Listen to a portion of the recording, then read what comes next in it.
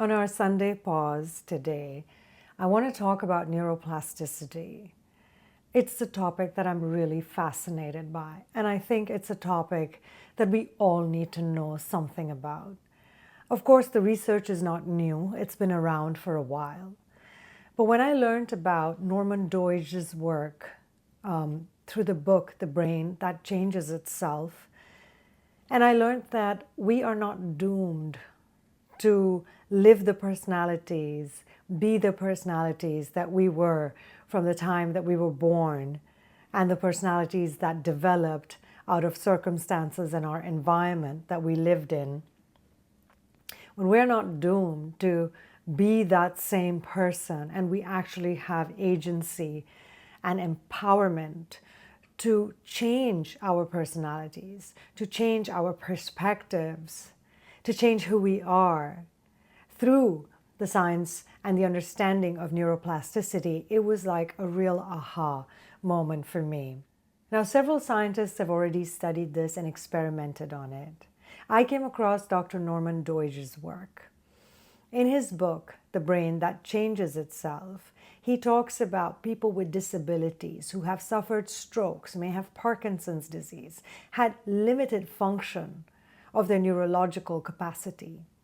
However, through experiments, it was noticed that when people repeat a certain action consistently and with awareness, they actually start to change the pathways in the brain. What we think, what we imagine, what we meditate on literally creates pathways in our brain. So that if you're predisposed to being a fatalist or thinking negatively about circumstances, enough of a repetition of that kind of a way of thinking creates the pathways in the brain that it becomes by default your personality.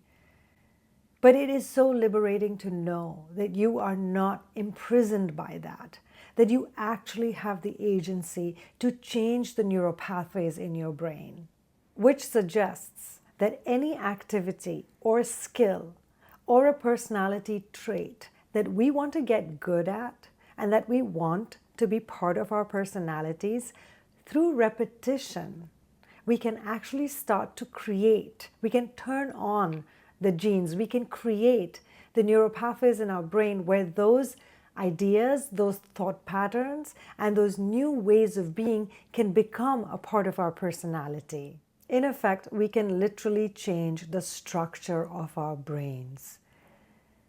And just knowing that there is scientific evidence that has been done to prove this, and the research is in the books, it's out in the internet, it's easy to access.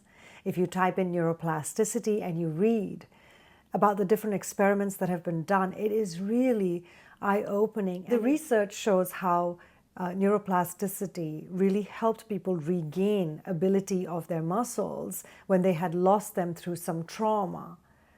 And this same skill can be used for everyday people, for all of us to really change. In order to change the way our minds respond to certain stimuli or parts of our personality, we have to know that not only is it that we have to believe that a mindset can be changed, but also that the brain loves repetition and attention. This requires some amount of conscious awareness. If you notice that there are certain ways in which you interact with the world around you that doesn't really do you much good, or you're not particularly happy in the outcomes that you receive, it is important to take a moment and just identify what are the things that I say or I initiate that lead to a ripple effect that is not one that creates the atmosphere I want to live in, or an atmosphere that is generally healthy or good for everyone involved. Personally, I love journaling. It's kind of like a little therapy session for me. I wake up in the morning and I journal every day. It helps me keep my mind clear. It helps me keep my thoughts clear. And if there are things that I have not been able to understand or grasp during the course of a day, often writing about it after a good night of sleep, I feel that I have better ability to look at it objectively and distance myself from it and say, well, There's certain things that I did or I said that created an environment that I didn't really like so much. So what are those things inside me? Is there a spontaneous response that I make to certain things? Is something a particular trigger that makes me go on autopilot and I say things that I may later regret? Journaling really helps to clarify the weeds and helps us to see what's good, what's working, what's not working. And once those things are identified, you want to think about how you would like to replace those patterns. What would you like to replace those patterns with? What are the things you would rather say? What are the environments you'd rather find yourself in? I find that meditation is fun to do. It's really fun to sit and reflect in order to create the environment that you truly want to live in. Take the moment to see what are the things that you contribute to your environment through your thoughts, through your words, through your actions that create the kind of environment that you would like to change. Once you become clear on that, you start setting a cycle of repetition. So if you feel, for instance, that you have a negative thought that comes up in your mind, often about a particular issue or anything at all, make a little promise to yourself and say, every time a negative thought comes into my mind, I'm going to replace it with a positive one. I'm going to reframe what I'm seeing and present it to myself in a way that I feel positive about the situation. So when you notice yourself having a negative thought about something or wanting to give a negative reaction to something which you know will not really have a great ripple effect moving forward, you want to take a moment and you want to replace the negative thought with a positive one. You want to say something that is life-affirming, even to yourself in your own mind. Or if you are self-critical, that doesn't help anybody, right? That certainly doesn't help. So to replace a self-critical thought with highlighting and focusing on the positive, on what's actually working, because while there may be things that don't work, there's always things that work as well. It's only up to us what we choose to focus on. And based on what we focus on, if it's going to be negative, it's going to create a constant state of negativity in our mindset, and that will manifest in our environment, in our relationships, in our communication. But if we are conscious enough, we take a moment, we become aware of when we respond with a negative thought, a negative act, a negative word, and immediately take a moment, replace it with a positive one, reframe it in your mind. You start to notice that the environment that you create, the interactions that you have, the way you show up will all start to seem more and more positive. Personally, I have practiced this, and I feel like this is one of the most powerful pieces of information that I learned studying positive psychology. I just felt that having that agency, knowing that even if I was by default thinking the worst of a situation or tend to be fatalistic sometimes, knowing that I can replace those thoughts and think positively and have more of a life-affirming attitude actually generated more life-affirming thoughts inside of me. It created this whole snowball effect. And we all deserve to live joyous lives. We all deserve to live with positivity. We all deserve encouragement. So instead of waiting for that encouragement to come from the outside world, taking charge of that, feeling that empowered and saying, I don't need to beat myself down and say negative stuff to myself. I can choose to focus on my wins, as small as they may be.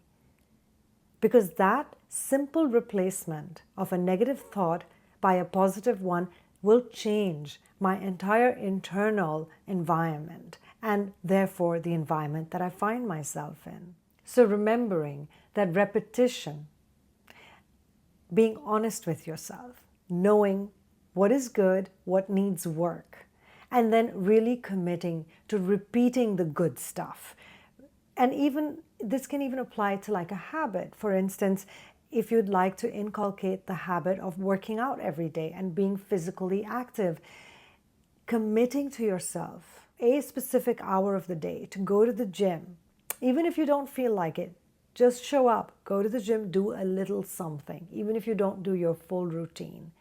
But you start that habit, that repetition starts to develop the grooves in your brain that start to change the structure of your brain, so that there comes a point sooner or later that you can't do without the movement. You can't do without going to the gym. It's become so much a part of you. So we can literally take this gift that nature has given us and use it for the positive. Because when we take care of ourselves and we create a positive, a fruitful environment within our own hearts, our own minds, we start to notice that it has a ripple effect in our environment.